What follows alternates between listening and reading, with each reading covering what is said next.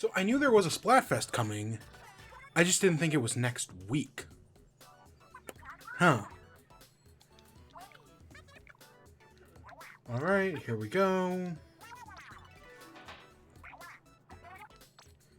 Breaking news, it's time for Splatfest! Yay! And the theme is... handshake versus fist bump versus hug. I don't know what's better than a hug. A hug everyone, a handshake is just a pocket-sized hug. Perfectly polite, and you don't have to get close to especially strange strangers. He needs a hug. Whole body is a hug, so I get it. Close those blue fingers of yours, a warm handshake would defrost them. Look who's talking, fingers. Your might not be so burned if you cooked him with an air fryer. Handshake versus a fist bump. Fist bumps are exciting, but what if you don't have fists?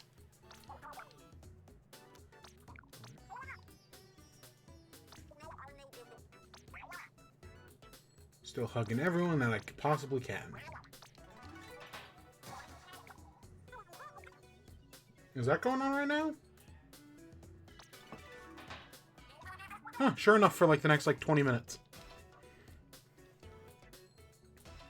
I did not know that.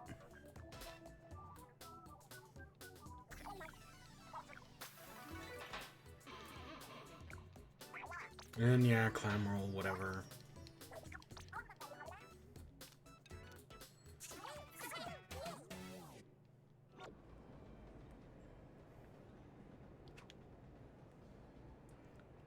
Hey, can hug maybe. That's funny.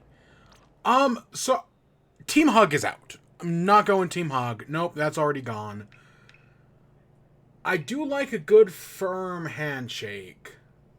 But fist bumps are cool. I'm gonna go with a nice firm handshake, yeah. Yeah, let's go with that. That feels like a safe bet. I thought the Splatfest was at because we just had one for Halloween. So I thought we had a few more weeks. I thought it'd be at the end of the month. No, it's this week. Wow. Wild. So what's this challenge? Team Chemistry is the name of the game. 2 versus 2 battles.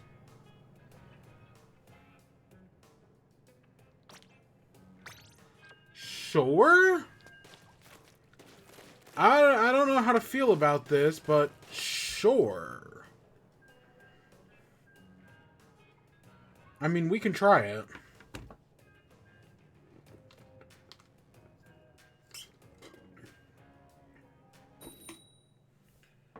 So yeah, here we are back again. We have a lot of stories this week. I'll just preempt with that. We've got a lot to talk about. A lot of stories. 'Cause surprise, surprise, a lot happened. And not even as much as we could be talking about.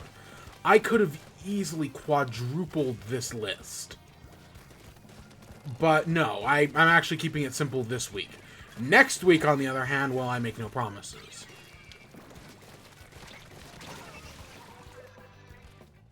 Yeah, next week I make no promises. Maybe the week after that. I don't know. We'll see how it goes. But yeah, we've got movie talk, right? We're talking about the writer's strike. Or the actor's strike, I mean. The writer's strike ended a while ago. But we're talking about the strike. We're talking about other movie stuff. We've got a bunch of sales figures numbers. Because, the quarter ended recently. So we've got sales figures for both PlayStation and Nintendo. We've got some movie stuff, like I was saying. And we have a few other things as well. I've played a video game or two. There's a movie we may or may not talk about. We'll see how it goes. We are getting our ass kicked right now.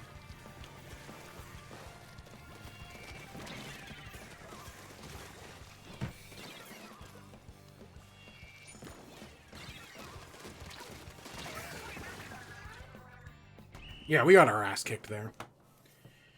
So yeah, it's honestly a lot this week, but you know what? That's good. We've had a bunch of small weeks. Oh, we've got predictions for the Game Award nominees. I've got a few small ones because the Game Award nominees are being announced on Monday. So I thought, you know what? Why not give my predictions today? And it just made sense in my head. I honestly I realized I didn't have it and added it like last minute because I wrote down my predictions in a separate document and just forgot to add it to my main document. So yeah, we'll do like 2 or 3 more of these. So I guess we should just get into our first story. So, like the title says, this week the SAG-AFTRA strike against the AMTPT, you know, companies like Disney, Netflix, Universal, Amazon, came to a tentative end because they have reached a tentative agreement pending approval from, you know, actual AMPTP members. But, you know, if the negotiating team is saying that no, right, it's a good deal, right? When the Writers Guild said that, guess what? It was actually a good deal. The writers got what they wanted, and everything turned out pretty well.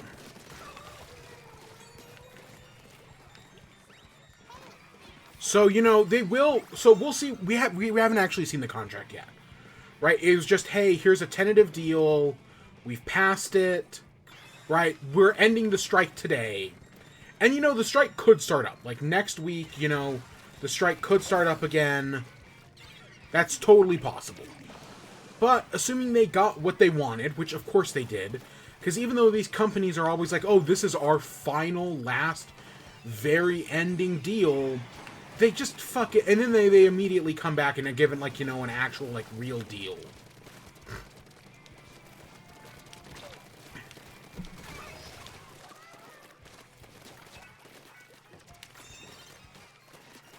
So, yeah, because, you know, I'm honestly surprised the strike just ended. Because I feel like on Saturday, the AMPTP put out what they were calling their last and final offer. Right? And it was this big last final offer. And it had, like, horrible AI. Right? One of the big things for the actors in SAG-AFTRA has been protection against AI. And one of the things their big final last offer didn't cover was AI protection, right? It allowed companies to basically scan an actor's face and use it forever, even after they're dead. That was on Saturday. So what happened between Saturday and Wednesday when this all got passed, I have no idea. But something happened. Something happened. And, you know, next thing we know, strike's over. At least for the moment. Again, this could change any day, right? Maybe the contract isn't actually as good as we think. But everyone in SAG-AFTRA is saying that, no, this is a good deal. We'll get the contract sometime in the next week, because SAG-AFTRA members have to vote on it. But these companies, this is a great move for progressive labor, right? Because these companies always say, like, oh, we can't give you anything. We don't have any money to spare. They have money. They have billions just sitting around. You know, they won capitalism. They have all the money to do whatever they want. Yeah, no, this is a great move, right? It starts with the actors, right? This is a great win for them, but it will extend beyond that into collective labor, right? Be that the UAW, the United Auto Workers, who are still currently on strike. Guess what? SAG-AFTRA just won a great deal. I have full faith the UAW will win a deal. I hope the rail workers go on strike, right? Try to go on strike again. And I hope this time the president, fucking neoliberal, pro-Israel Joe Biden, doesn't fuck them over again. Because that's fucking shameful, what Joe Biden did there. and, you know, people like him. Because, oh, but it would have destroyed the U.S. economy. Good. Good. If the economy can't survive without them, then they should get everything they'd asked for. It's as simple as that. It really is. It really is as simple as that. The economy can't survive without them, then give them what they want. But no.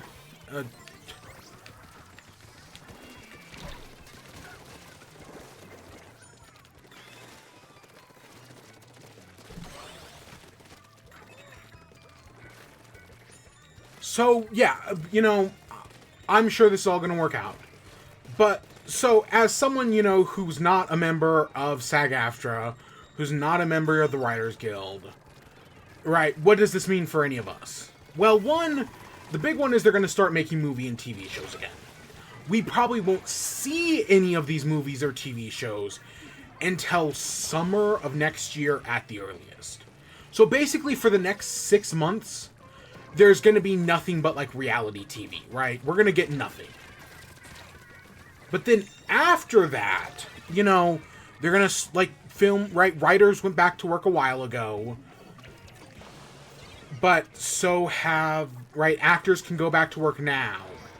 Like, I want to say Ryan Reynolds put out that the next Deadpool movie is, right, he's still aiming for a summer of next year release. Right? Even because they were in the middle of filming the movie when the strike started. But they're still aiming for a release next year. Right? In the summer. We'll see if they actually stick to that, but I definitely feel like we're going to see a lot of things get pushed. I mean, we've already seen a lot of things get pushed. But, you know, even more stuff is going to be pushed. There's more bullshit to deal with, right? More problems. Oh, come on. Give me the tower.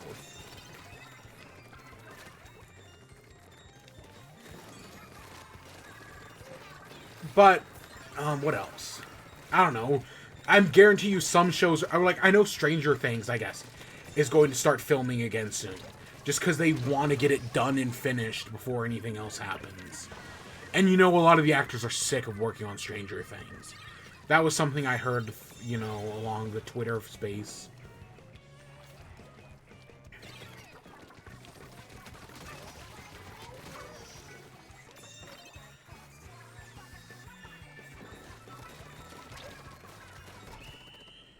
But yeah, and then, you know, for me personally, I can talk about movies again. You know, since when SAG-AFTRA came out in their strike, they asked people to, you know, not talk about movies. And I was like, yeah, you know, because, you know, if the Writers Guild had asked for that, I would have been like, yeah, of course. But as far as I know, they never did, but SAG did. And I was like, yeah, sure, I can just not talk about movies. So since then, I have been making a list. I just called it the strike list. Of every movie and TV show I saw, whether it was struck work or not, right? I mean, I know we did kind of talk about the Five Nights at Freddy's movie, which was not struck work. But I was like, yeah, and we kind of talked about it, mainly because we were playing a Five Nights at Freddy's game. But so we'll be talking about that. But basically everything since, like, July, from, like, mid-July up until this week. You know, I've been adding it to this list, and we're going to talk about it. No, I was going to talk about it tonight, right? The idea is like, hey, now that the strike is over, let's talk about it tonight. That's not what's happening. We are not doing that this week, mainly because we have a bunch of other news stories to talk about. You know, I've got a lot of other shit has happened outside of the strike that I also kind of want to talk about. So instead I was like, you know, let's just talk about that stuff. And then next week, I'll do a special in chat that's just the strike list. We'll call it the strike list and everything. You know, Barbie, we'll talk about the FNAF movie. I'll talk about Secret Invasion, which we were talking about when the strike, right? Like, we were halfway through that show when the strike started. So we'll talk about it, you know, we'll actually talk about how it ends. We'll talk about Loki next, which, the only reason we're not talking about, because the one thing I am going to make the exception for, and we are going to talk about today, is the Marvels. just because it came out today. Right? That's the only reason we're talking about the Marvels today. And I know the final episode of Loki came out yesterday. I have not seen it. I have only seen the first 3 episodes of Loki. I have not seen episodes 4, 5, or 6. So, by next week I will have seen those. Was it liberating to not talk about TV shows? No. Honestly, I kind of miss it. But, for somebody who, for a guy who nobody listens to, right, not talking about movies on a YouTube channel that nobody watches wasn't that big of a deal. And did it actually, in the grand scheme of things, did it actually mean anything? Like, did my contribution mean anything? Of fucking course not. It meant nothing. But, it's I guess, symbolic, right? Like, I'm not in SAG-AFTRA. I'm not in either of the guilds. But, I still want to show my solidarity. So, yeah, it's symbolic, I guess. At least that's what I tell myself to sleep at night.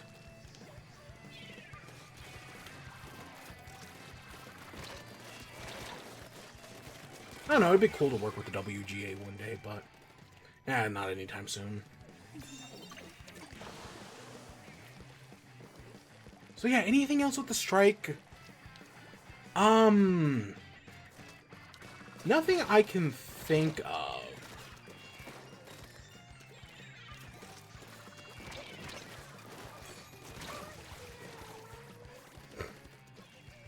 I just hope they got a good bargain and, everything works out. And then in 3 years when the contract goes up, we're probably going to be in this exact same scenario. But that's 3 years, because, companies are going to... some new technology is going to have come out that, brings people back from the dead or something like that. And, companies are going to try to, bring people back from the dead. And there'll be a whole strike about that. Or, God forbid, something even worse than that somehow. Because we live in hell.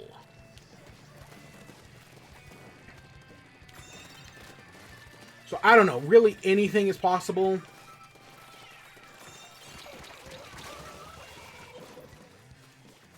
But yeah, that's the strike. So, I know it would make sense to talk about a movie thing next, but I'm actually going to talk about some sales figures, because I tried to do this in the order that I got the information. But I wanted to talk... I say that, but I wanted to talk about... right, usually I try to do things in chronological order. Right? Whatever happened first in the week is the first thing I talk about. But...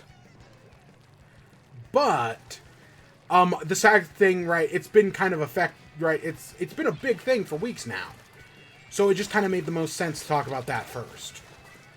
So, we got some PlayStation numbers. So, right, it's around that time, it's the end of the quarter, or at least it was the end of the quarter. So we got a bunch of sales figures for PlayStation and Nintendo. I want to talk about PlayStation first, because we have less to say about them, basically.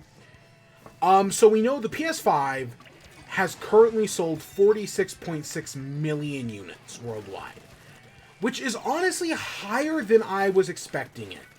We hear all these talks about how, how hard it is to get a PS5, how rare PS5s are.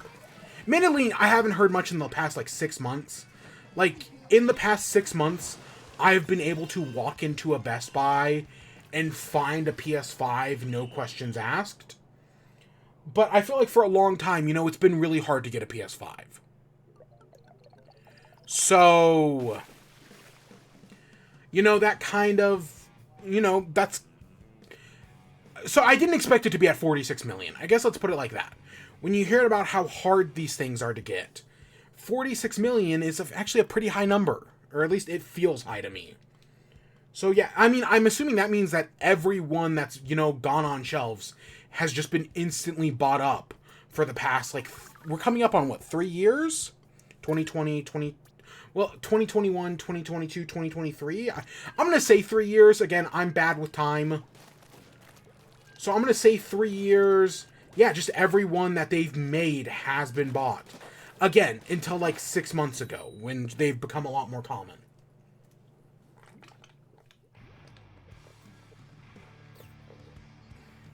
Of course, I know a bunch of people who don't have PS5. I'm kind of surprised I have one. Because no. I mean, I like PlayStation games. I'm just not a huge PlayStation guy. I'm more surprised I have an Xbox, honestly. But that Starfield is a hell of a drug, man.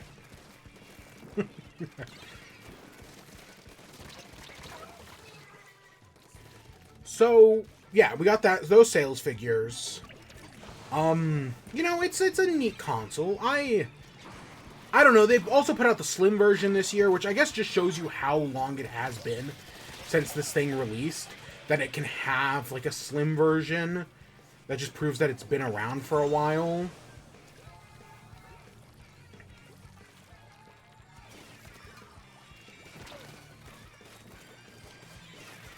I know that guy's around.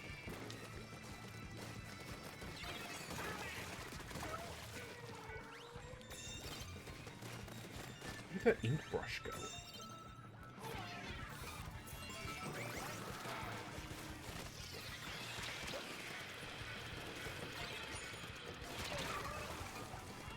So, the other sales figure, the only, we got a bunch of other numbers for a bunch of other games. The only one I kind of care about is Spider-Man. So we got sales figures for Spider-Man with its first 11 days after release. And those sales figures are 2.5 million. Is that right? No, it's 5 million, but it's Spider-Man 2. Okay, I was like, why is there not a dot there if it's 2.5 million? Because it's 5 million. So 5 million in 2 weeks? Or in 11 days? Yeah, that's almost 2 weeks. That's not bad at all. That's a lot of copies. You know, each copy is $70, more or less. You know, some are 80. I got mine for what, 50? So, you know, more or less $70. That's a lot of fucking money, man. That's oh god, I'm gonna do the math wrong. Not 300 million. I don't know. Let me just do the math real quick.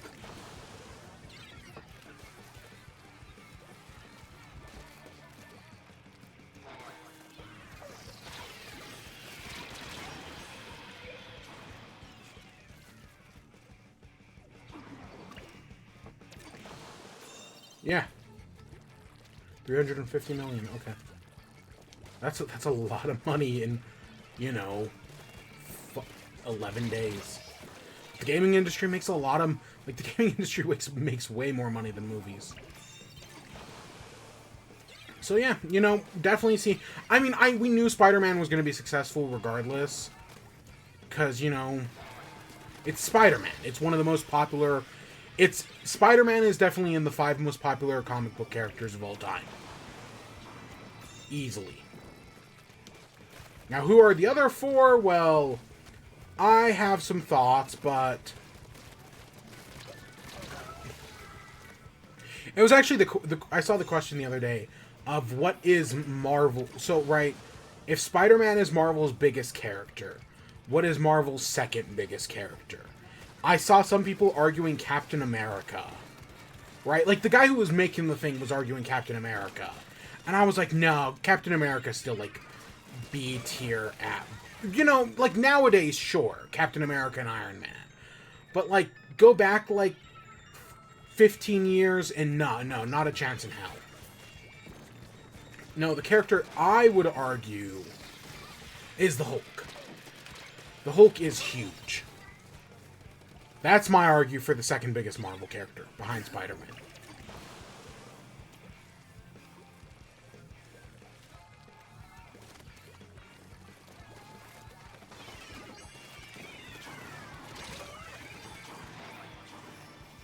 Yeah, I don't know. I'm surprised we got to 50.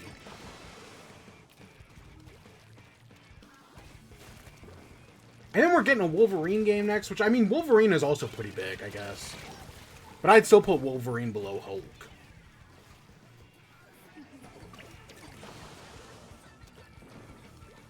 I don't know, Hulk is... Because, yeah, Hulk definitely feels big.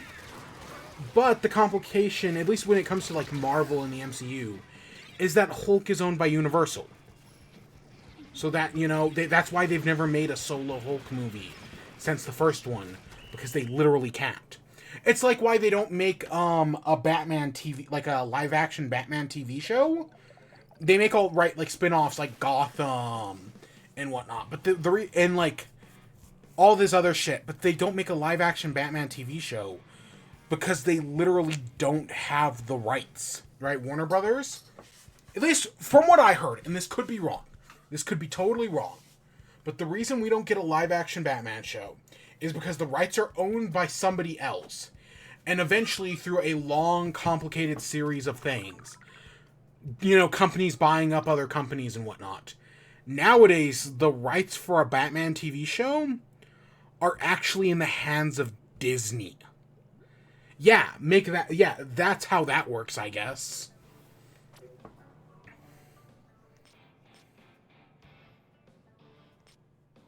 Alright, let's just go to normal stuff.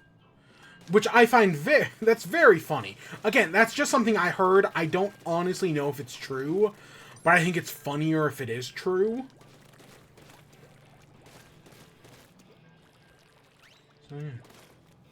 That's why, like, you know, Batman can only show up in, like, you know, somebody else's thing. You know, like Gotham, like Titans.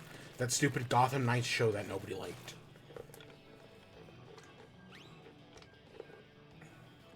Man, anything else about PlayStation?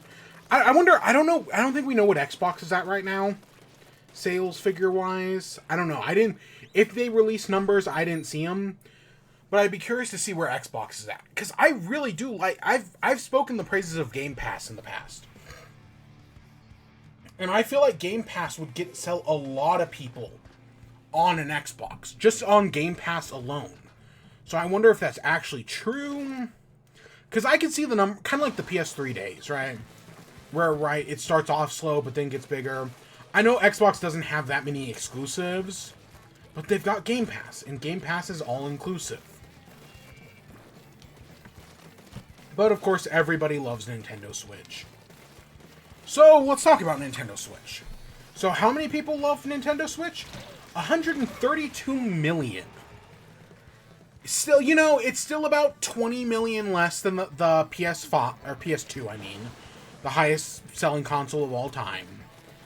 But, you know, within a year's time, especially if they, you know, maybe start putting some of these suckers on sale to, you know, because Nintendo is the only company that sells their consoles for profit. You know, when Xbox or PlayStation sell their consoles, they sell them either break even or at a loss just to get people into their ecosystems. So that way, you know, they'll buy hardware.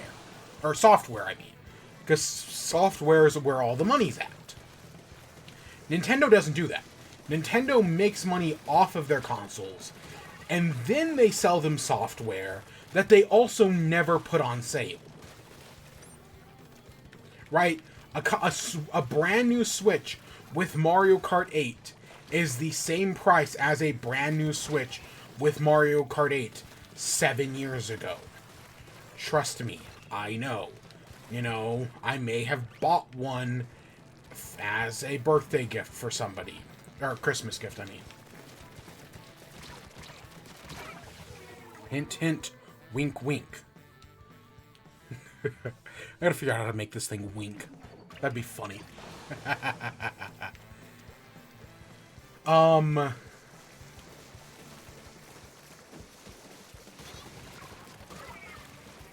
So yeah, 132 million, yeah. No, that's a lot. And I want to say, of those Switches sold, I want to say Mario Kart's at like 60 million. So what would that mean? 60 million, so that's what? 4 in every 10 Switch owners have Mario Kart? And there was a point where it was 1 in every 2 Switch owners. 50% owned Mario Kart. And they finished off their DLC this week, which we will talk about. I have played it, we'll talk about it a little bit later. But no, I totally think the Switch could become the highest selling game console of all time. It's huge. Everybody loves Nintendo Switch. Even when the Switch 2 or whatever comes out, I still think that it's going to keep selling. Now, there was some talk about the Switch 2. We might have mentioned this last week, but I want to say during these earning calls, Futaru, whoever's in charge of Nintendo, basically dispelled the rumors of the Switch 2, saying that, right, it's not happening anytime soon. All this patent stuff people are talking about, right, it's untrue. They're just patents, right, for potential things. There's nothing, basically saying that nothing's happening anytime soon. And I believe that. Honestly, I do think we've got a while before anything actually happens. But I do think stuff is going to happen eventually. You know, it's only a matter of time until something actually happens. But I think we've got until, like, March at the earliest next year. Could be even later than that. You know, it could be as late as June. Because I do definitely think we're getting it by November. Basically, a year from now is when I'm going to guess the Switch 2 is going to launch. So, with all these patent things, the patent, I guess, is the one that people are talking about right now, is imagine the Switch, but with a DS clamshell design. Right, where it's got two screens, and it opens up like a clamshell. And when I saw this, I was like, no. Because part of what makes the Switch so successful is that, yes, it's a console you can play on your TV and at home, right, on the go and at home. But it's also kind of easy to develop for, at least in comparison to things like the Wii U or the PS3. Because one of the biggest hampers against the Wii U was its stupid fucking gimmick. Right? The Wii U had the gimmick of, two screens. And, developers looked at that and were like, well, what the fuck do we even do with this? How do we do two, right? Do we make a second, like, some games, like Zombie U were like, oh, what if we just put, like, a menu on the bottom screen? Like Resident Evil 4 would have done great on the Wii U. They would have used the gimmick anyways. But, right, creating a console with a gimmick just makes that console harder to develop for. The Switch, on the other hand, it has a gimmick. And yes, it's hard to develop for, kind of. But only because it's older hardware, right? The Switch is last generation hardware. So newer generation games, it's harder to put that on the Switch. But guess what? Plenty of developers have had great success, right? The Witcher 3 may not look great on Switch, as good as it does on, like, the PS5. But it plays great. I literally have no problems with The Witcher 3 on Switch. And then there are ports like Doom that are amazing on Switch. I know Doom's a pretty old game at this point. I'm so surprised we never got GTA 5, but that's a whole other thing. But yeah, no, the Switch has had a lot of success, being something that is, easier to develop for. Because, like, I think of the PS3, right? The PS3 had all this proprietary hardware that just made it a pain in the ass to develop for. Developers hated putting their games on PS3. And that was part of what made PS3 kind of fail at launch. I mean, they eventually got over it, but at launch, no, the PS3 was doing awful. And, so I see this clamshell design with two screens for a Switch 2 and think, like, no, developers, this may be a cool gimmick, but that's it. It's a gimmick. Developers are going to hate, right? They're going to be like, oh, well, how do we integrate two-screen gameplay into this? I think it's a bad idea. I think doing a dual-screen Switch as a Switch 2 follow-up is just a bad idea. I feel like Nintendo would have more success and, continue selling like hotcakes if they just did, Switch but better. Which is what people want anyways. The gimmick should be VR. If Nintendo's gonna put a fucking gimmick in this thing, do VR. We know Nintendo likes VR. They were one of the first studios to try it out. Back in the 90s. Right? They had Labo VR. Go full in with, like, a VR system, Miyamoto says he's got some crazy ideas for VR, because he finds the tech really interesting. Let him do some crazy shit. You know, he's Miyamoto. Who fucking cares anymore?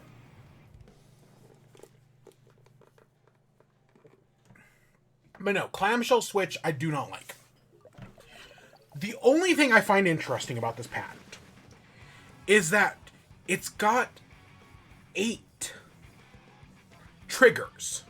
Right? You know how, like, the standard Switch has 4 triggers, right? A Switch Pro controller has 4 triggers. This thing has 8 triggers, which is very weird. But then someone brought up the idea that, you know how, like, right now, when you're playing Switch, and let's say a friend wants to play, you just give them half of, like you're playing Mario Kart. Your friend wants to play Mario Kart with you. You just give them half of your Joy-Con, and now both of you can play together. Super simple, super easy. Someone brought up that, oh, you know, maybe the gimmick on the Switch 2 is going to be that, oh, you're playing your Switch 2, your friend comes over and wants to play, but instead of giving him half of your Joy-Con, you instead give him half of your console. So, right, you take the top half, he gets the bottom half, and now you're playing Switch 2 together. That is a very interesting idea. That sounds fascinating. Because I loved, the DS had, like, download share, where you could, like, one person own, like, Mario Party. And then all 4 of you could play Mario Party through download share. Same thing with Mario Kart. You could all just play Mario Kart together, as long as one of you owned it. It was a really good idea that they used a few times on the DS for some interesting results. And then they used it a little less on the 3D. You know, it was there on the 3DS. But, you know, not that many games used it. And then, of course, the Switch doesn't have it. I mean, there are kind of some exceptions. What is it? Fucking It Takes Two is technically an exception. Kind of. Right, there are some kind of exceptions. But for the most part, it's like that thing where it's like you can hook 2 Switches up and, like, connect the screens. Like, yeah, it's a feature on the system that literally nobody uses. I mean, there's a Mario... I want to say a Mario Party game uses it, and I want to say, like, Clubhouse Games 51 uses it. And that's it. It's like the IR sensor they put into the Joy-Con. Like, really, the only game I can think of that uses it is, is 1-2 Switch. 1-2 Switch used it, Labo used it, and Trombone Champ used it. That's 3 games in 7 years. That ain't great, exactly.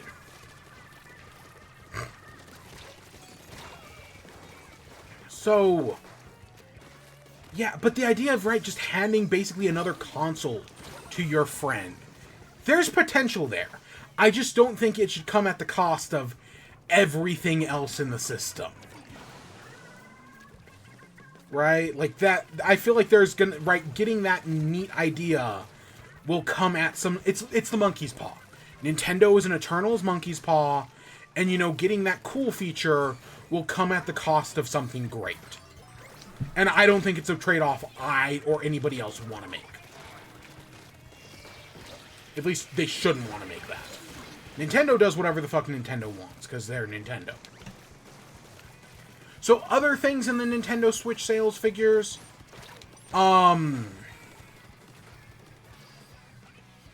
let's see, Pikmin, we got the sales figures for Pikmin, that after, I want to say, like, 2 months, as of, what, September 30th, Pikmin has sold 2.5 million. There's where I was getting the 2.5 from earlier. Which, technically, okay, so, if I had to guess, the best-selling Pikmin game is Pikmin 3. But that's only because it released on both the Wii U, as I wanted, within the launch window of the Wii U. I don't think it was a launch title, but it released within, like, the first year. So there was right, and then it released again on Switch. So I bet if you combine Pikmin on the Switch and Pikmin on Wii U, it's the best-selling Pikmin game. But just looking at Pikmin 4 sales right now, probably not combining them. I bet Pikmin 4 is the best-selling Pikmin game.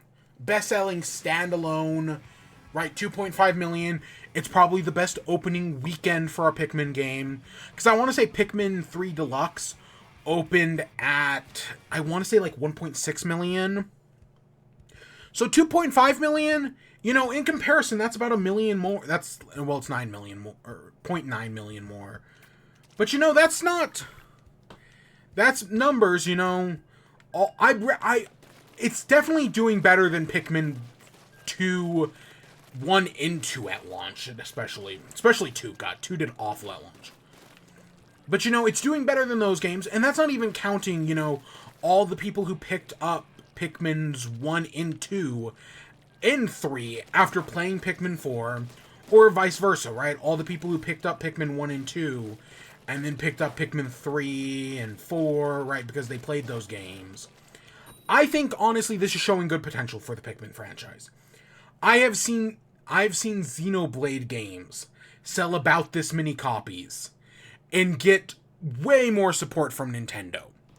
If Xenoblade is getting that much support from Nintendo for selling, you know, about the same number, then they can give... Oh, we got a bronze? Or, no, we didn't get a bronze for that. Makes sense.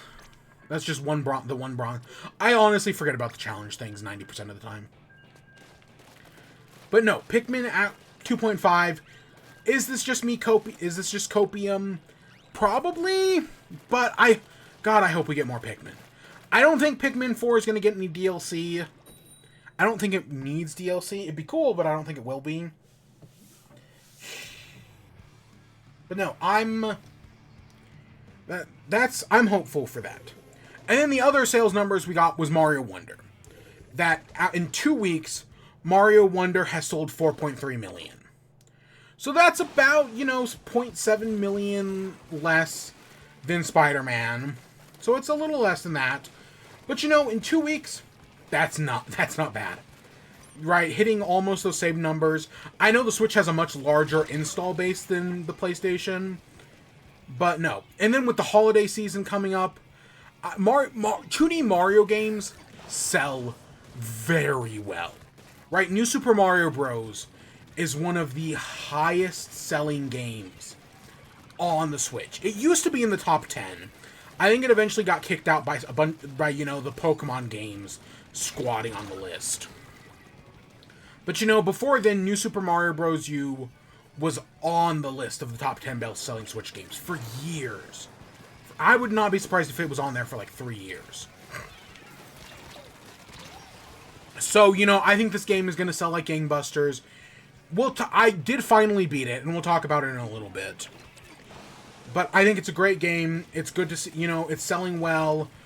Yeah, that'd be an interesting game to get DLC. I'd love to see it get like a DLC world. You know, maybe they add Rosalina in there. Add in Pauline, because fuck it, why not? You know, give us 4... You know, we've got 4 male playable characters. We only have 3 female playable characters. And then we've got Nabbit. Whatever Nabbit is. Also, whatever Yoshis are. No, I love that the reason why we got Daisy is just because it's the director, somebody who worked on the game, has 2 daughters. And they would always fight over who gets to play Peach in 3D World. So they were like, oh, well, when I make the next Mario game, I'm just going to add in 2 female playables. And then, of course, we have Toadette. But, you know, Toadette's not as cool as Peach or Daisy. Everybody loves Daisy.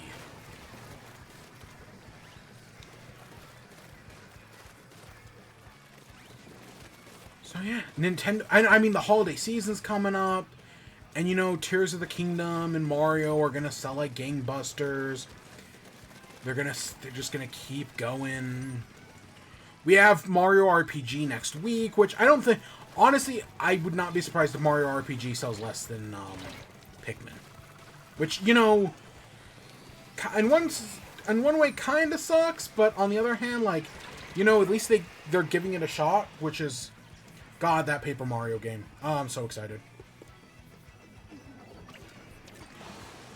So, yeah. Let's go back to PlayStation real quick. I skipped a story. PlayStation announced that they're going to be removing Twitter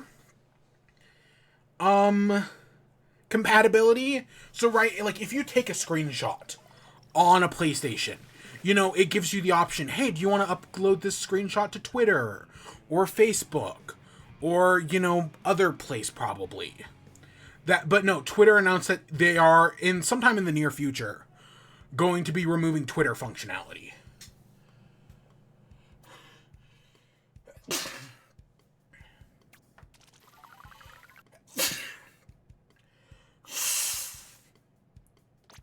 And yeah, with everything going on with Elon Musk, that does not surprise me at all. Twitter is literally a dying vessel.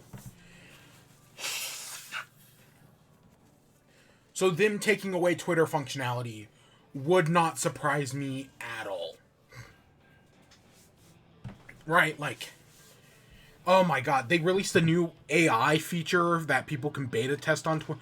That, you know, some people, Babylon Bee, have access to. And it's so fucking Reddit cringe, r/funny. Like, it's awful. It's fucking awful.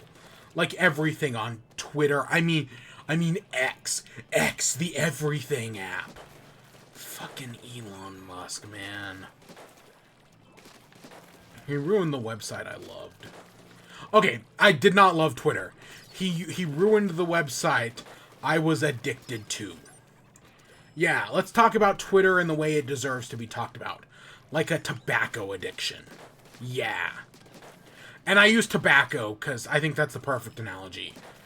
Because, right, unlike something like fucking like cocaine that gives you a high, tobacco just hurts you. And Twitter just fucking hurts you, but it's addicting.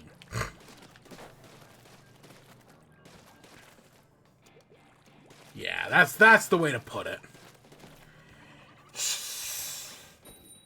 Oh my gosh. So yeah, I would not be surprised if the other companies follow suit, right? I'm pretty sure Xbox has the same sharing feature. I know Switch has the same sharing feature. And you can, when you take a screenshot, you can share it to Twitter or Facebook. I would not be surprised if Nintendo removes the Twitter feature within the next year. No, that would not. Of course, it's the one time I have actually uploaded screenshots from the Switch to Twitter. I've done it a few times, actually.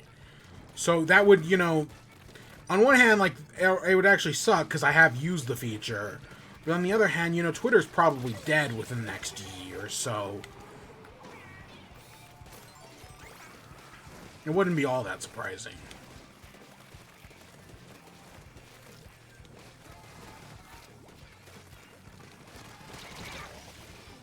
Yeah, that's a prediction right there for you. Okay, so going back to Nintendo,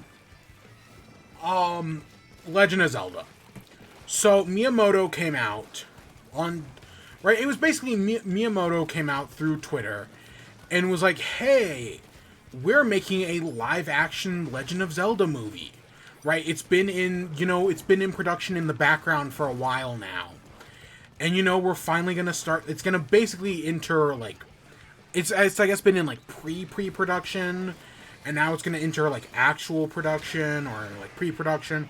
Something like that. So we find out this project existed. Because, you know, the Mario movie made $1 billion.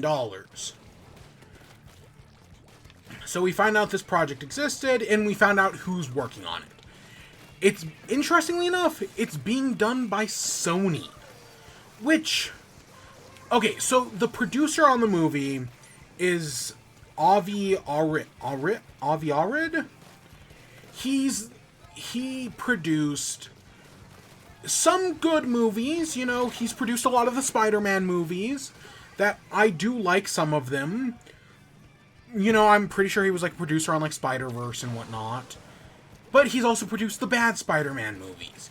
You know, the second Andrew Garfield movie. Morbius. Yeah, he produced that. I want to say there was something about him in like the second and third Andrew Garfield Spider-Mans.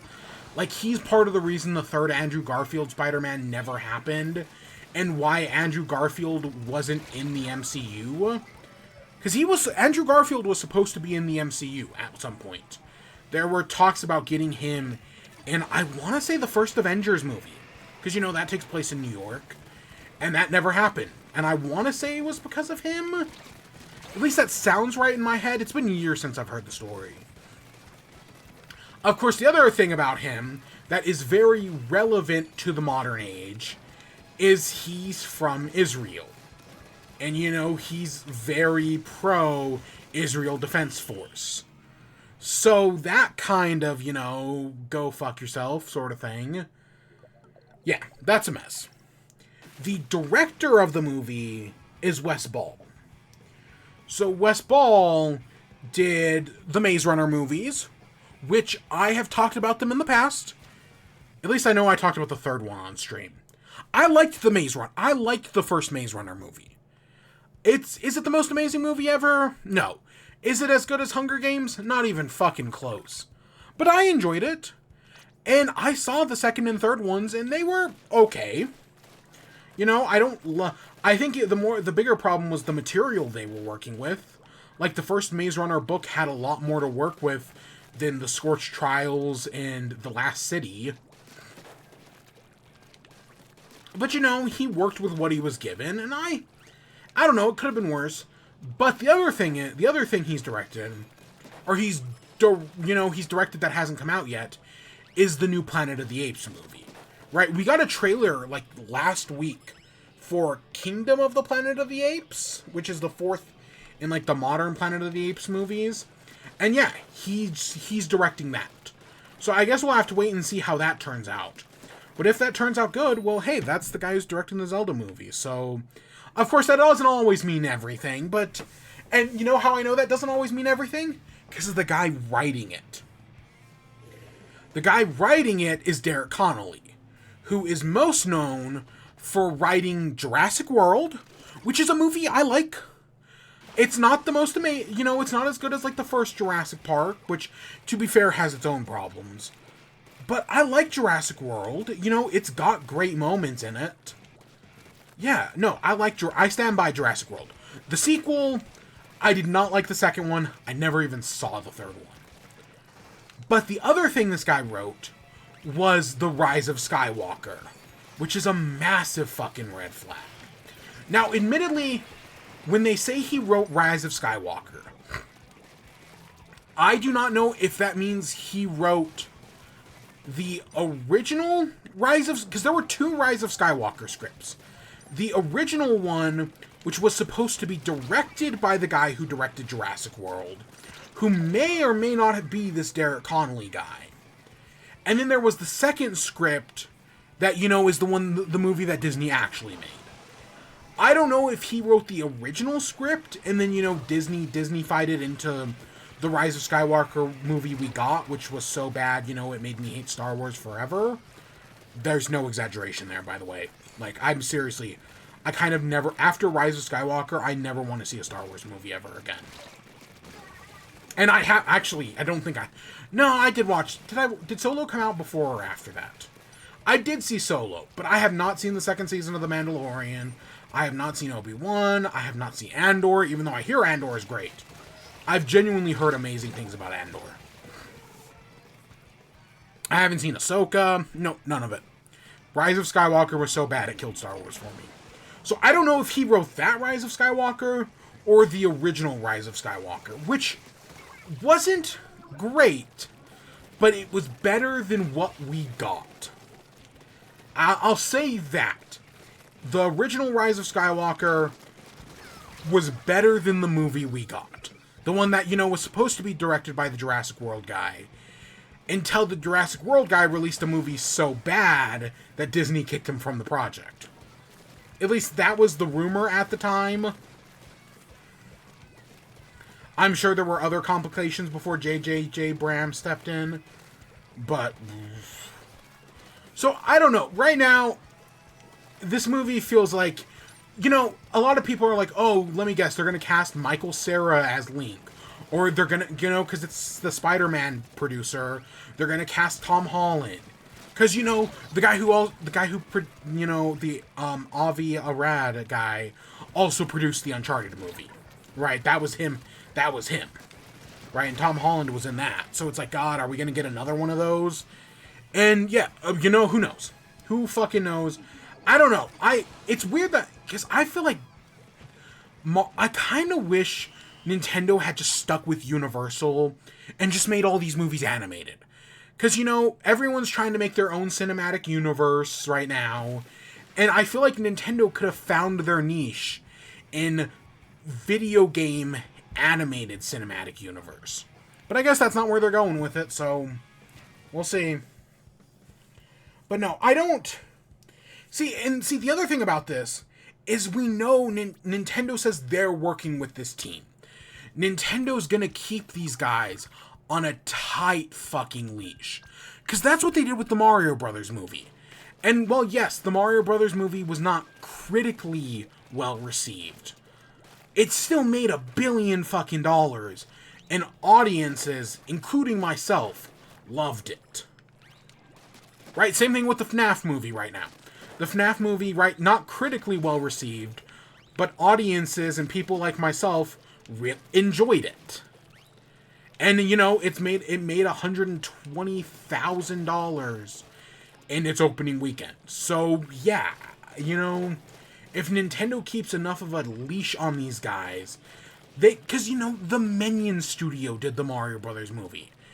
And the Mario Brothers movie, it has those elements in there, but it is definitely the most restrained thing Universal has ever done. And, you know, maybe Nintendo will step in and, you know, pull the fucking leash back on these guys and actually pull out a good Zelda movie. Even if Tom Holland is Link. I think they could pull it off.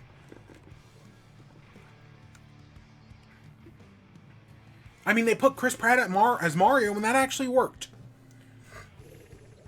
You know, anything's possible. Nintendo fucking takes their IP seriously, and it's clearly paying off, because the Mario Brothers movie made $1 billion fucking dollars. I don't know, I've seen a lot of skepticism, rightfully so. You know, I've seen people make those jokes like, oh, when Link comes out in the Zelda movie and says, hi-ya! Sorry, I had to clear my throat there for a second. Because, you know, that's a very video game Zelda movie thing to do. Where did I... Oh, The Simpsons. I've been watching Treehouse of Horrors. I was watching Treehouse of Horrors leading up to Halloween. And in the dolphin episode of where the dolphins take over Earth, that was a joke in that episode. Where the dolphin starts, like, you know, saying something like that. Like, I am... I don't know. Whatever the dolphin's name was. I want to say... it's not Blubber, but it's something jokey like that. And then he coughs, and then he starts speaking in a normal voice. The Simpsons made that fucking joke. And to be fair, the Mario Brothers movie really didn't. I mean, yeah, they point out, like, oh, were the Italian accents too much? And then you have fucking Charles Martinet saying, no, not at all. So, I don't know. I think it all worked. But no, I've seen a lot of hot takes on this, and, you know, there's a rightful amount of skepticism, but I don't know, a Zelda movie could be fucking cool. I know we all wanted a Studio Ghibli Zelda movie. And yes, that could have been cool as well. That would have been awesome. But, you know, I think this could work. Plot-wise, I feel like the safest... They're gonna adapt Ocarina of Time. I feel like that is the safe... Right, either that, or they're gonna make up a brand new story. But I feel like it is the safest game to adapt. The easiest game to adapt would be Ocarina of Time. I feel like Breath of the Wild is too complicated to adapt. Not because the story is too complicated, but because half the cast is fucking dead at the start of the story. Like, you could adapt that, sure. But I also feel like it kind of sucked to, you know, watch a Zelda movie, and then at the end of it, half the characters, you know, die for realsies. I mean, people had problem with it in the game itself. I don't feel like that's something that's going to adapt to screen very well. And I feel like Ocarina of Time is just the safest bet. You know, you've got a good cavalcade of characters pre-established, you know. Have Link visit each of the races. Right, get a travel... Right, I've seen people already suggest, like, oh, he's gonna get a Zora and a Goron traveling companion. And it's like, yeah, you know, because that makes sense, you know? You want to see those environments in the world. Have him get Daruk and Mifa? Not Mifa. Ruta? Princess Ruta? As traveling companions. Get Saria. They go on a quest. Ganon. You know, maybe make Link a little older because he's going to be Tom Holland. They'll probably cut off the time travel stuff from Ocarina. But I could see it working. I could see an Ocarina-based Zelda movie working. They could do Skyward Sword as well. Skyward Sword would be another one, because that's the start of the Zelda timeline. I feel like that would make sense to adapt. But I don't know if they're going to actually do it. I feel like Ocarina of Time is the safe bet. I think it's the most likely bet, so... we'll see, I guess. We'll see.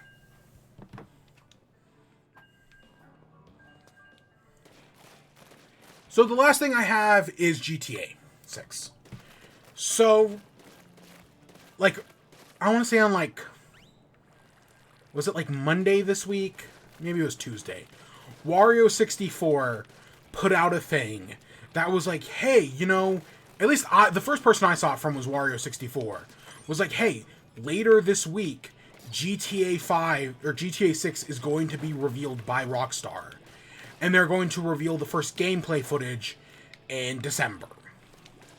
And, of course, everyone was immediately skeptical. Because just like a month ago, somebody said something very similar.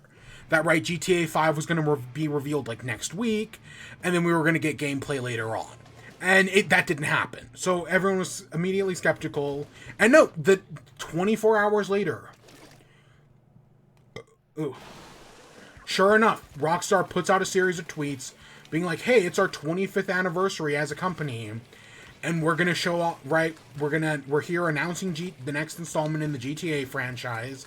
I think it was done in like a series of like JPEGs they made this announcement. I don't know, I read it at the time and I haven't looked at it since. But basically they made the announcement, and then they said that, hey, we're gonna get gameplay in December.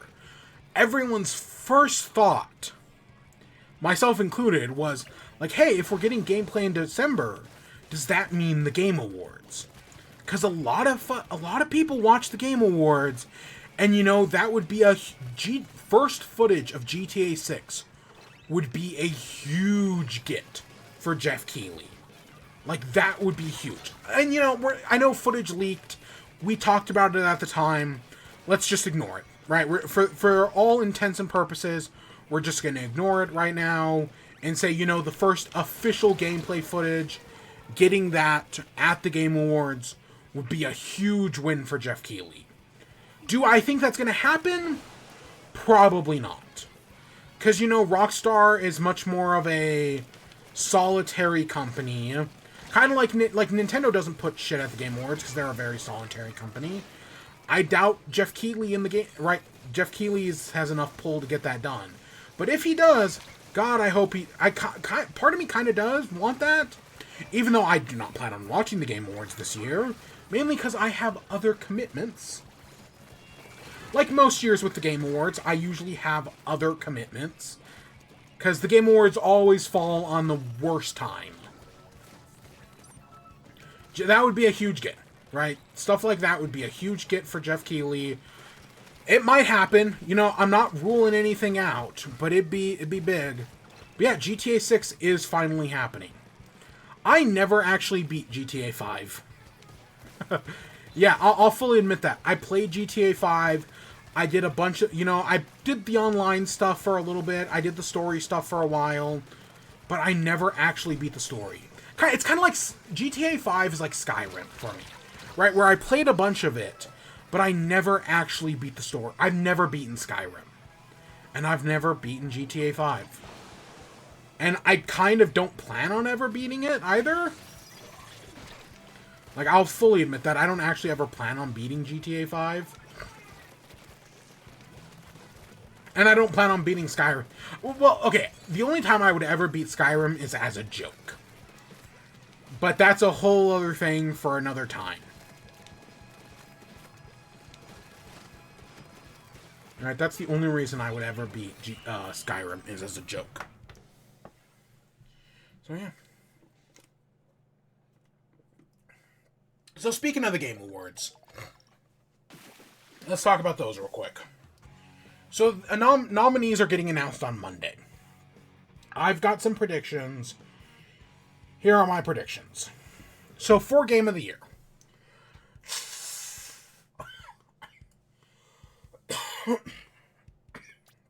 Oh my gosh.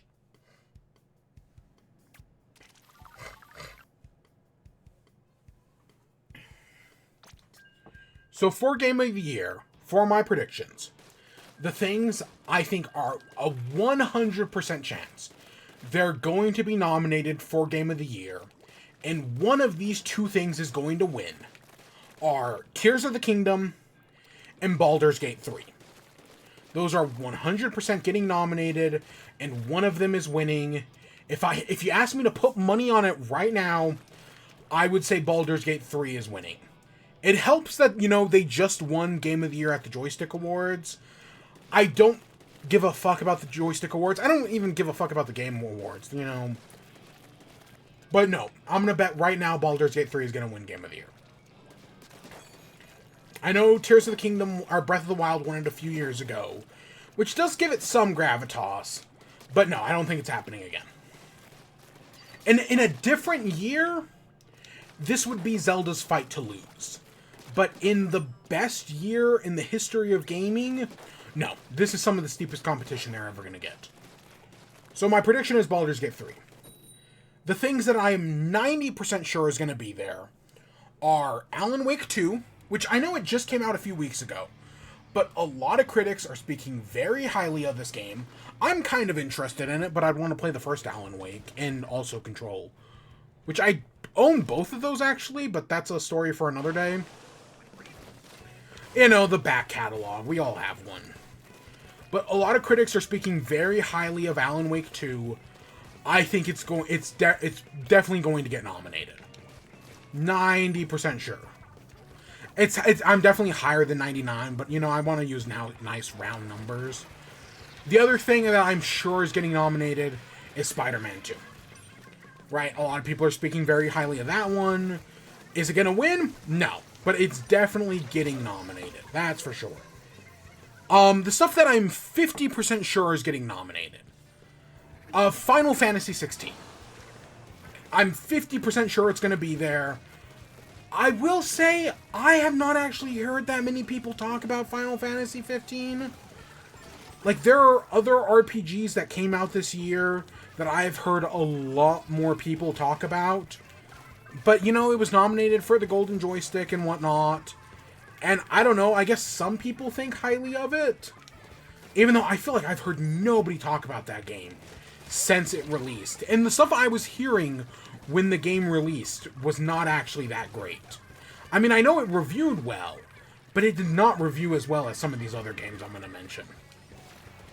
But no, a lot of people think Final Fantasy 16 is going to be nominated, so sure, I put it on here. Resident Evil 4. This is a game I did hear people talk about, but it is also a remake of a game.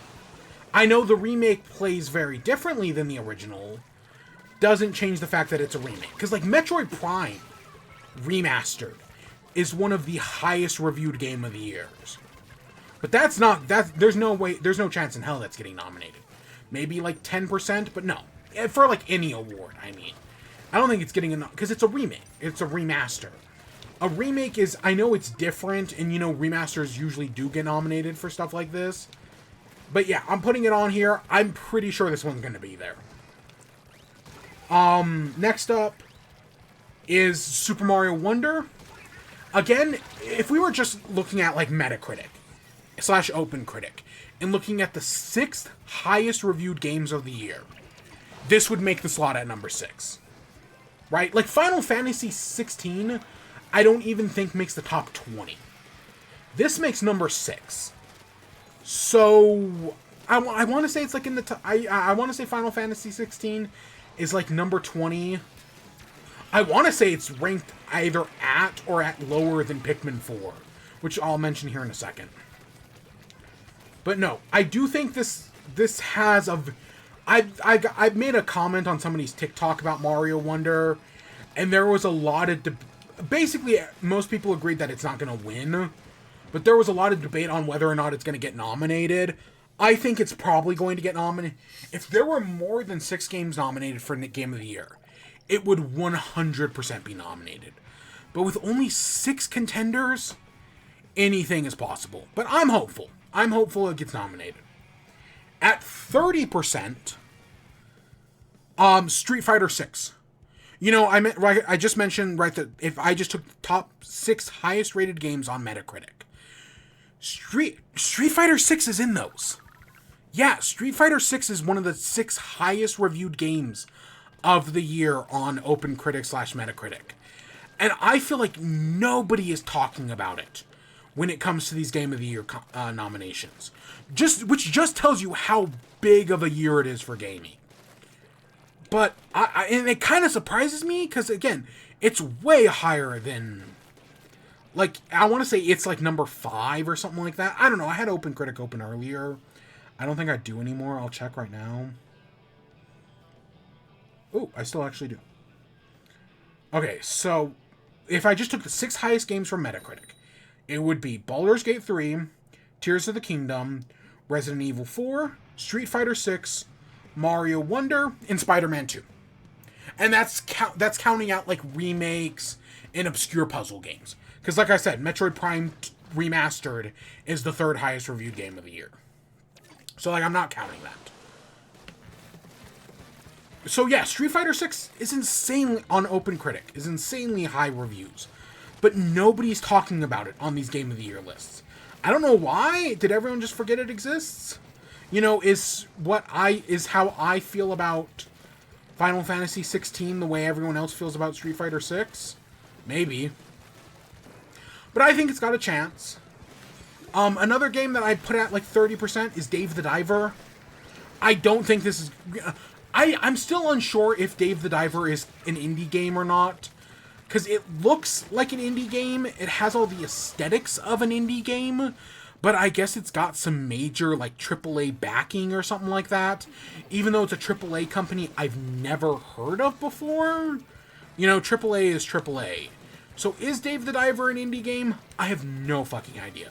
But it is one of the highest reviewed games of the year. So it's probably not going to get nominated, especially over some of these other things. But it's there. Now, an indie game that I do feel like it should get nominated, much more than an RPG that is, you know, much more favorable than Final Fantasy 16, from what I've heard about it, is Sea of Stars. So, right, Sea of Stars is an RPG that came out earlier this year. Came out on all systems, but it launched on day 1 on both Game Pass and PlayStation Plus. So, you know, it was a generally very talked about RPG.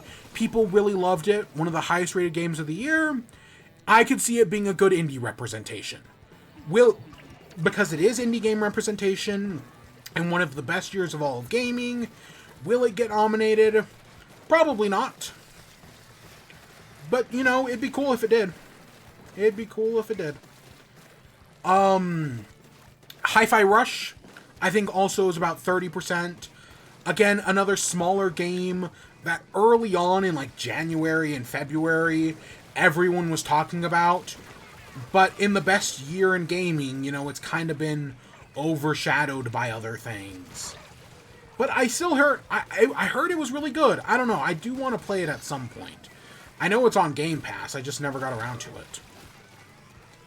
And then the final thing is Diablo 4. Again, I remember people really liking Diablo 4 when it came out.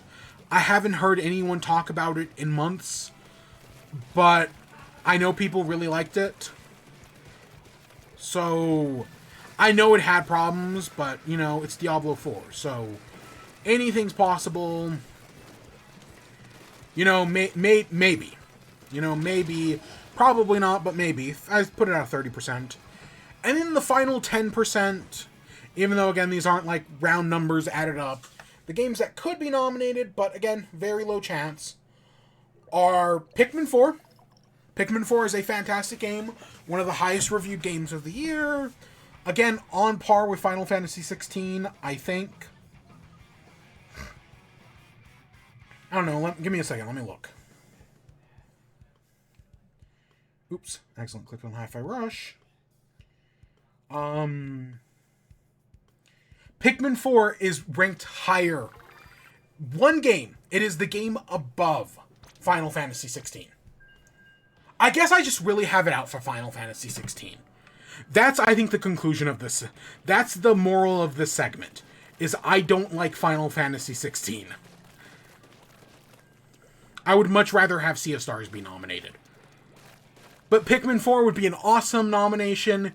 It's not going to happen, especially over the other two Nintendo games. In a very different year in gaming, if this was not the best year in gaming, I would think Pikmin 4 has a very decent chance. But this is the best year in gaming, so it's not getting nominated. The other one that I think has a 10% chance is Hogwarts Legacy. I know it reviewed decently when it released, but there's not a chance in hell they allow the turf game to have a chance to win Game of the Year. I mean, there is a small chance that, because some people are fucking cocoa bananas out there, and they decide that the bad publicity is worth it, which I don't love, and Jeff Keighley will be dead to me. Not like I love the guy or anything, but, he'll be dead to me forever for letting that slip through. But Hogwarts Legacy, there were a lot of people who played that game, and they liked that game, so anything's fucking possible at this point, because, again, we live in hell. But yeah, I'd say that has like a 10% chance. Anything is fucking possible at this point. But yeah, no. If I had to say 6 games, it would be Tears of the Kingdom, Baldur's Gate, Alan Wake, Spider-Man, Mario Wonder, and Resident Evil 4 Remake. If you asked me the 6 games that I think should be nominated, it would be those 6. But instead, I'm gonna make the decent prediction that Mario Wonder is not going to be nominated, but Final Fantasy 16 is. That's, I think, a safe prediction. I don't want that to be the case, but that's probably going to be the case. Oh, I also didn't put Starfield on this list. I guess I completely forgot to add Starfield here. I think Starfield's got like a 50% chance. It might happen, might not happen. I know some people liked that game, some people really fucking hated that game. So I think it all depends on that. I think Starfield's it's got a 50-50 chance, as far as I'm concerned. I definitely think there are a lot of other games that were, because again, a lot of these nominees are chosen by critics. So that's why I think it's a fair assumption to look at things like Metacritic and whatnot. Where, Starfield doesn't even crack the top 20. Where Final Fantasy 16 does, and Pikmin 4 does. Hogwarts Legacy doesn't, but whatever. So yeah, other predictions for the Game Awards. These games are going to be the ones that are winning the awards. Right? Best Narrative's going to go to Baldur's Gate. Best Direction's going to go to Baldur's Gate. Tears of the Kingdom is going to win something along the way. Best Nintendo Game is going to go to Mario Wonder. But I'm also going to make the prediction that in Best Nintendo Game, right, it's a bunch of Nintendo games nominated, and then Party Animals, which, was that Xbox Game Pass game that was that they mentioned at like E3 for years. It finally released this year. I'm gonna guess that's going to be nominated for Best Nintendo Game. I just don't think it's not going to win over Mario Wonder. Mario Wonder is going to take Best Nintendo Game, which is actually called Best Family Game, but it's Nintendo's birthright. Nintendo, in all the years of the Game Awards, I think they lost it once to It Takes Two, which won Game of the Year. So I kind of get that.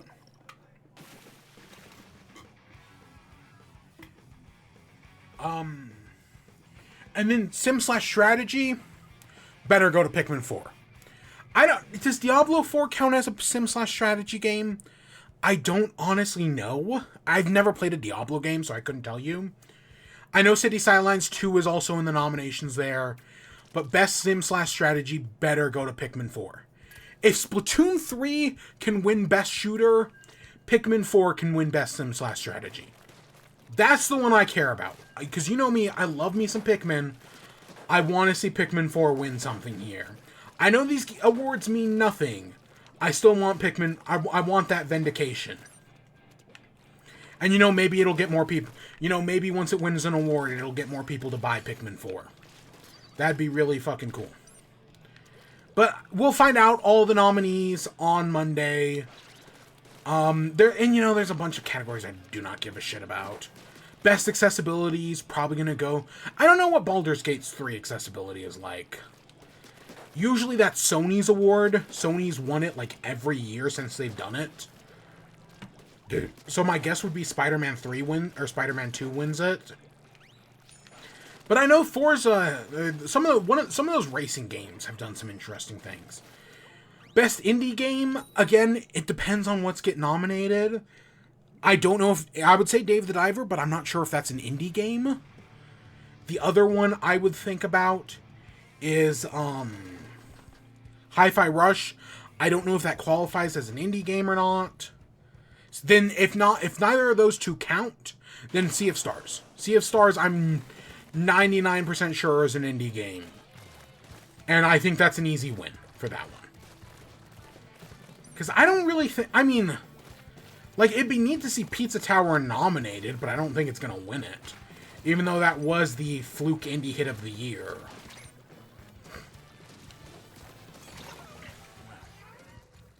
But yeah, Game Awards. You know, I will not be... I'll watch them after the fact. But yeah, because I won't be watching them live. I mean, I did last year, but I think that's just because of how schedules lined up. No, maybe I didn't watch them live. Maybe I watched them the year before last. I don't know. I know I didn't watch them live in, what was it, 2019 when they revealed the new Xbox. I think that was the night I saw, like, Mean Girls or something like that on Broadway. But yeah, no, I saw the Game Awards get announced, and I was like, oh, I wonder if I have anything in my calendar that day. And sure enough, I did. I already have something.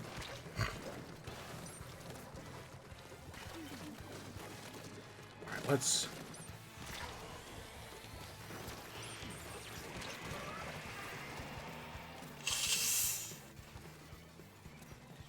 So I guess that takes us to Whippy. So, let's talk about the Mario Kart DLC. So the new Mario Kart DLC came out. It added, 4 new characters. Diddy, who nobody cares about. I mean, I'm sure there's some hardcore Diddy fans. No, the character nobody gives a shit about is Peachette. We did not need Peachette in this game.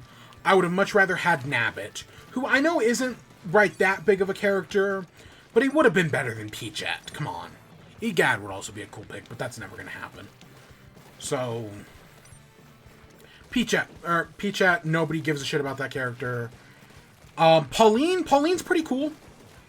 You know, I like Pauline. She's in the same weight class as Rosalina, so there's a chance I will actually use her. Because I usually use Rosalina. And then, everybody's favorite character of all time, Funky Kong. Which, yeah, no, they had to add Funky Kong back in.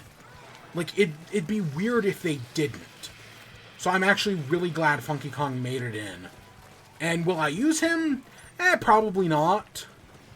I'm most likely just going to stick to my main. But Funky Kong's a cool get. You know, like, that's a cool character that people really wanted. Because everybody loves Funky Kong. You know, it's one of the few times the Poochie character has actually worked. You know, Poochie, like, never works. At least out of the 90s. So yeah, no, Funky Kong's cool. The stages added, I feel like the Rome stage is pretty cool. I love driving through the Coliseum and with the Chain Chomps, I mean. That's awesome. That's a really great thing. Love me some of that. The new Piranha Plant Cove stage is whatever. I like that it changes each lap, kind of like the tour stages. I think that makes it a little bit more interesting, but not super interesting if you catch my drift. Like, it's whatever. Is it the weakest course of the kit? Probably, but it's there. Daisy Circuit stage I loved in Wii. I love the sunset vibe. I love the Daisy statues.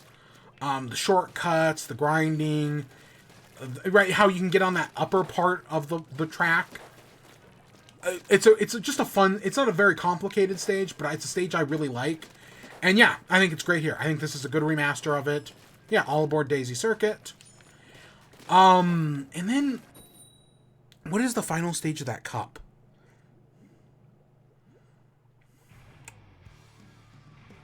I don't remember. I cannot remember what the... I'll think about it. The next cup, the Blue Shell Cup, is not all Rainbow Roads like I would have liked. But, you know, at least we got one of them.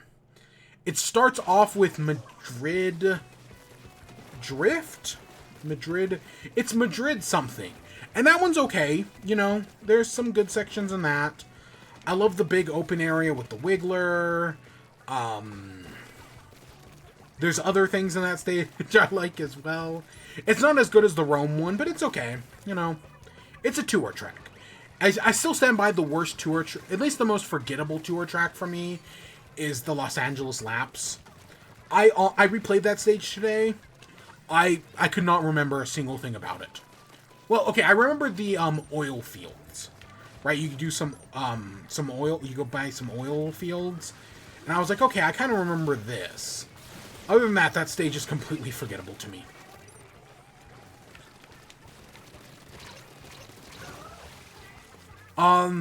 Next up is... I know Rosalina's Ice World made it in, which was not a stage it's a 3DS stage that I kind of forgot existed.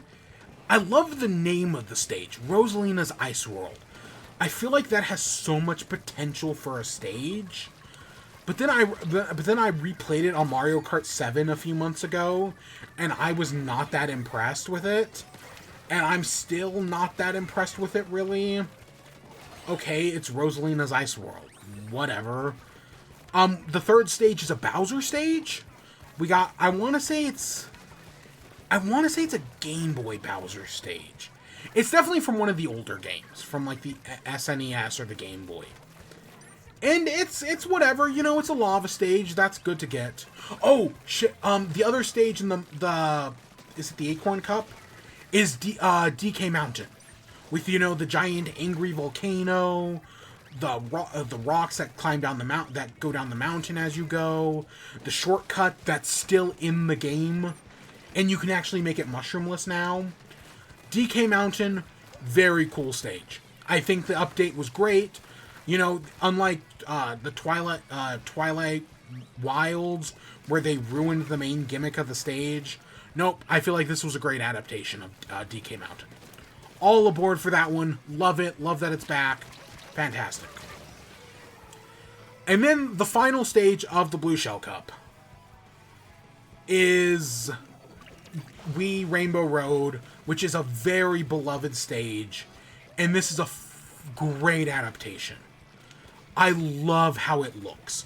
They did a great job, kind of like what they did with the N64 Rainbow Road. They did a great job of updating it and just making it look nice. It looks nice, but it's very faithful to the original. The laps, it definitely... You know how like they screwed up the one problem with the N64 Rainbow Road is that they made it only one lap when it should have been two, like in the original. This one has all 3 laps and it feels long. This feels like one of the longest courses in the game. That might just be me, but I played it and I got hit with 5 blue shells over a 3-lap race. That was wild. I got very unlucky that round.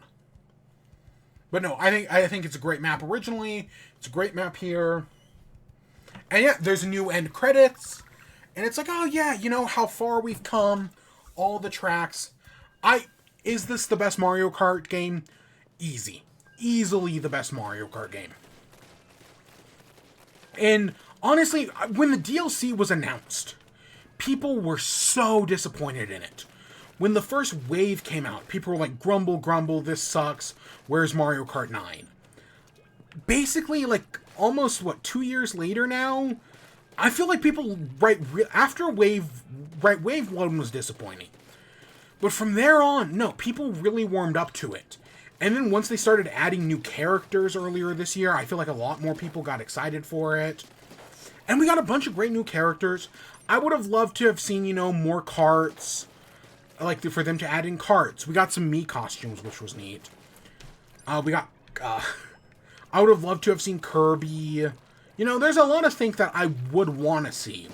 But, you know, we got a Mario Kart 9 potentially coming in, I don't know, the next, like, 5 years.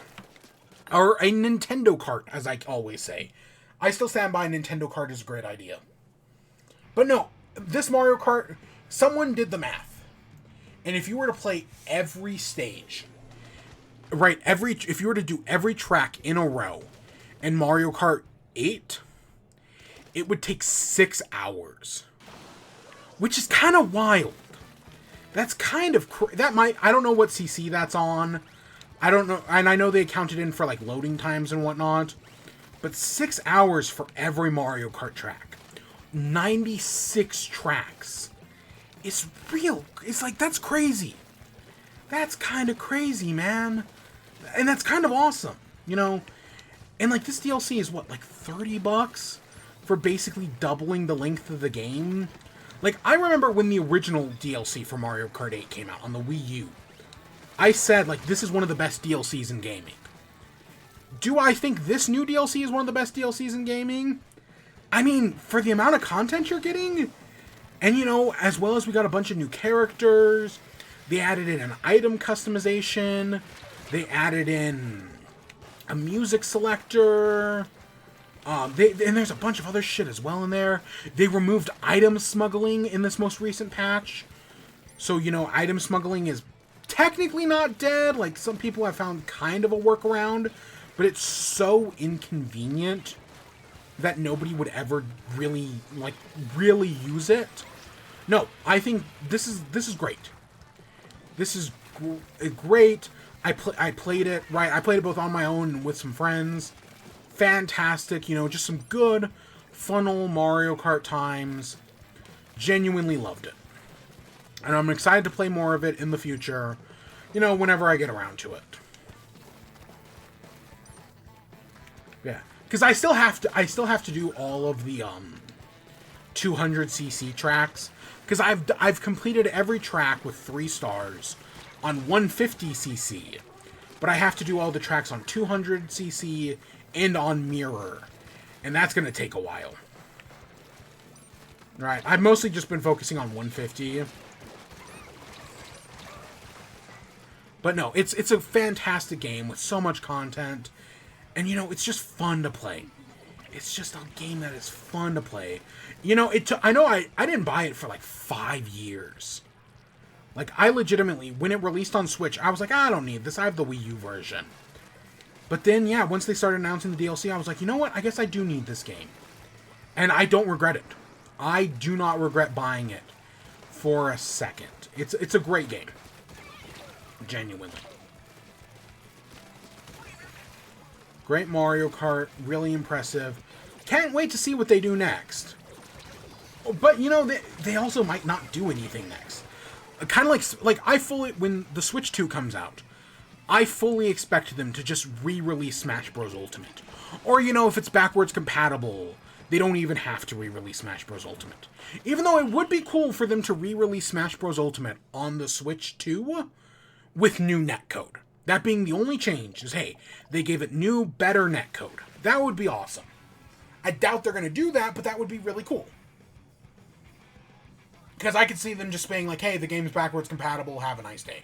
God, I hope the Switch 2 is backwards compatible. It would be a massive fuck-up if it's not backwards compatible. But it's Nintendo. Nintendo loves massive fuck-ups. They do it all the time. So literally anything is possible. But no, I do want a Mario Kart 9, you know. I want Nintendo Kart with characters from all the different Nintendo series. You know, I want a Planet Zebes stage from Metroid. I want a Garden of Hope stage from Pikmin. I want a Fire Emblem stage. I want 1,000 Fire Emblem characters. That'd be awesome. I'm joking about the last part. But I'd be fine with like Marth and Robin. I feel like Marth, Robin, and like Ike. I'd be fine with just those three for Fire Emblem. I could also see them going Byleth, but whatever. Because I know Marth and Ike are the popular ones. And then I think you get some variety in there with Robin. You know, a bunch of Mario Kart characters. Put Zelda in there. I want to see Zelda riding a go-kart. That'd be cool. And put, like, the Tears of the Kingdom Zelda design. Don't go with, like, classic, like, Zelda or the Smash Bros. Zelda. No, use the modern Zelda design. I would have loved to see Zelda in Mario Kart 8. That would have been cool. Her and Link racing together. Put KK Slider in as an Animal Crossing character. Have Olimar as one of the characters. But then have a kart that's just driven by a bunch of Pikmin, Spiders-Man style. That would be awesome. Just a kart filled with Pikmin. And make them put them out of the same weight class as, like, the baby characters. That'd be funny. Yeah, Pikman. That'd be so funny. Yes, have Samus drive a kart. Have Ridley drive a kart. Yeah, and do like a story mode, like Mario Kart 7 or Mario Kart DS. I mean, have a story mode that is heroes versus villains, right? That's right. You're racing against like Ganondorf and Ridley, and King K. Rool. Put King K. Rool in there because why not? Put get Sonic in on it. Fuck, that would be awesome. I know it would be Nintendo. You can just call it Mario Kart 9 and just make it Nintendo Kart. But yeah, get Sonic in there. Get Mega Man and Pac-Man. Because they're kind of in Mario Kart 8. Kind of. They're Mii Fighter costumes. Or they're Mii costumes. But that'd be awesome to actually have Mega Man there.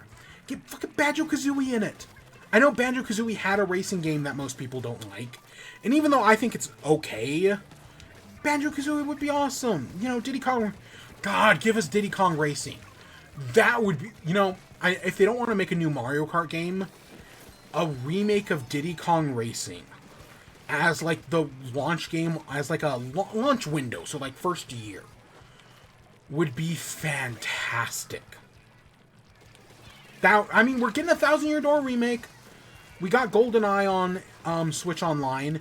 Literally anything is possible.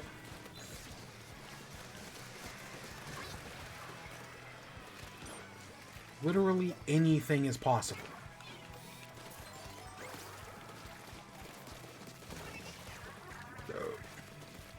So what else? What else? I've been playing Mario Wonder. Okay, I've been playing Mario Brothers Wonder. And I beat it. I did every stage. I still have to get every purple coin. I missed a few along the way. Same thing with Top of Flagpoles.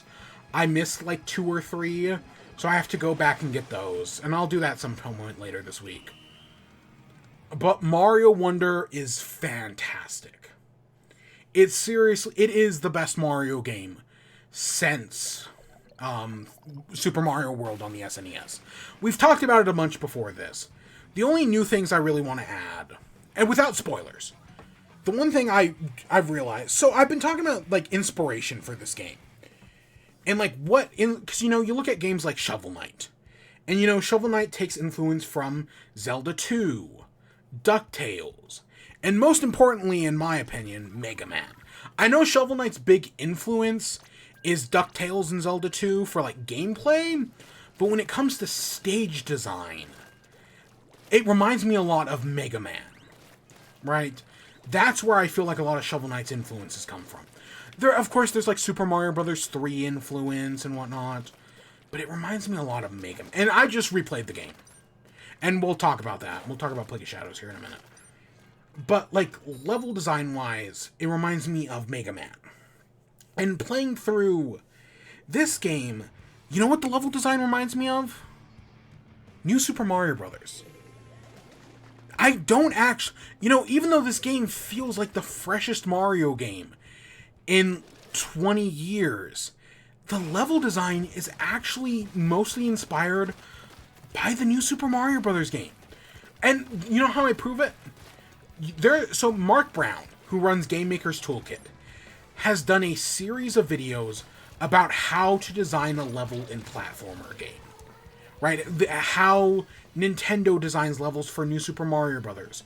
How Nintendo designs levels for the Donkey Kong Country games. Right? Just a bunch of videos on how to make good platformer levels. I recommend, to do your research, watch his video on Mario Maker 2, where he talks about creating the perfect Mario Maker level.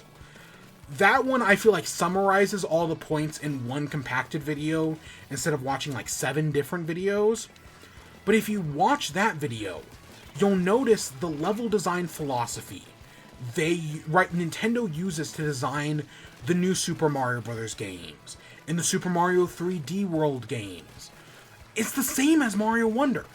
Nintendo didn't actually, even though this game feels new and refreshing, Nintendo didn't actually take that many risks.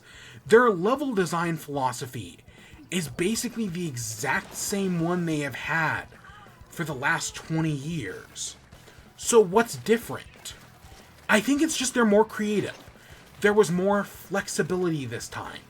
Instead of having to stick to the standard Goombas, Koopas, and maybe throwing in 1 or 2 new enemies, every stage has a new enemy.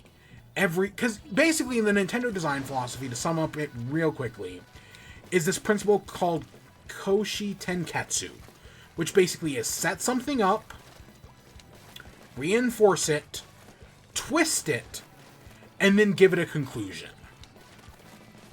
And guess what? Mario Wonder does this perfectly. So in a level, you'll start off a level, and early on you'll be introduced to these hippos that you can jump on. So you start off the level, you jump on these hippos, they're not going to hurt you, they're not going to kill you. Right? It's easy.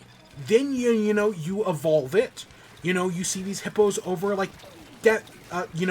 pits, over spikes, it gets more complicated. Then they twist it. Now, when they twist it, instead of making the level hard, in the new Super Mario Brothers games, when they twist a mechanic, they, just make the level harder. Or maybe they introduce now enemies can jump on it, right? They don't really do that much complicated with it. Mario Wonder excels because they made the twist it part of the formula much more interesting by adding the Wonder Flowers. The Wonder Flower is an evolution of the twisting mechanic. Because now you get the Wonder Flower in this hippo level, and the hippos become giant, right? They're much bigger, they're harder to get around. That's the twist. And then, you get the payoff, which is the flagpole, right? At the end of the level, you jump on a hippo to get to the top of the flagpole. That's your payoff. It's using the same design philosophy that Nintendo's been perfecting for the past 20 years. But because the game is more experimental, because they're willing to, try weirder things, introduce new characters, introduce new enemies, it just makes the game feel so fresh and interesting. So yeah, level design really hasn't changed much. Okay, I will say there are some other influences in there. There are certain levels that remind me of Donkey Kong Country. Right? Where maybe, because what Donkey Kong does, on the other hand, is it'll introduce one gimmick. It introduces, I want to say the example Mark Brown uses in his video, is a level will start off with falling leaves. And then it'll introduce guys who blow into horns, create air vents. And it combines those two mechanics.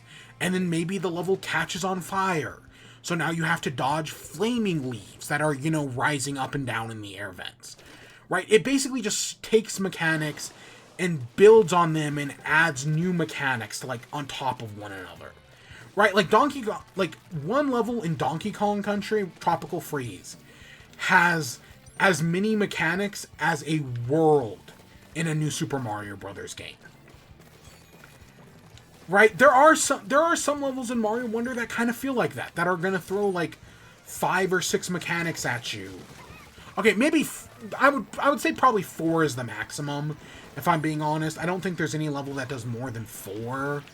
But, you know, there are some levels that experiment with stuff like that. Or they'll use the Wonder Flower as a chance to, like, oh, for this level we're going to be, you know, a top-down platformer instead, right? We're going to do something interesting. Right? That introduces those mechanics that, you know, are separate from the mechanics you already learned in the level. And yeah, those remind me more of Donkey Kong levels. There are also, the other thing this game reminds me of is Kirby.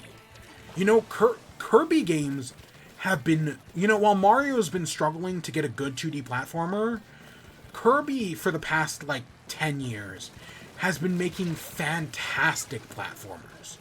Be that Triple Deluxe, Planet Robobot, Return to Dreamland, and even Star Allies. And then, of course, there's the 3D one, but that's a whole other thing. You know, Forgotten Lands is a whole other thing. But I definitely feel like there's some Kirby influence in here, right? There are certain Wonder Flower levels that remind me of, like, the Ultra Suck from Triple Deluxe, or of the giant copy abilities from Return to Dreamland. Which, if you played Mario Wonder and you liked Mario Wonder, I highly recommend checking out any of the Kirby games from the past 10 years. Star Allies and Return to Dreamland are both on Switch, and Planet Robobot, which is the best one, by the way, is on 3DS. Also, same as Triple Deluxe. No, I recommend checking out the recent Kirby games. They're all fantastic. But yeah, I definitely also see some Kirby influence in there as well. So it's not just like it's not just like Nintendo just doing what they've always done, but, you know, with a better art style and with more creativity.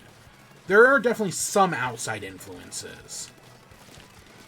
But I'm just really impressed with the game overall. I thoroughly enjoyed it. If I had, and I mentioned this last time, if I have one problem with the game, it's the bosses. I don't know why Nintendo struggles to make good 2D platformer bosses. Or at least in Mario. Because Kirby has some great bosses. Donkey Kong Country has some great bosses. So I don't know why they keep using Bowser Jr. Now, I will say I did like the final boss. It reminded me, spoiler alert, I guess, the final boss of Mario Wonder reminded me of the final boss of King of Cards.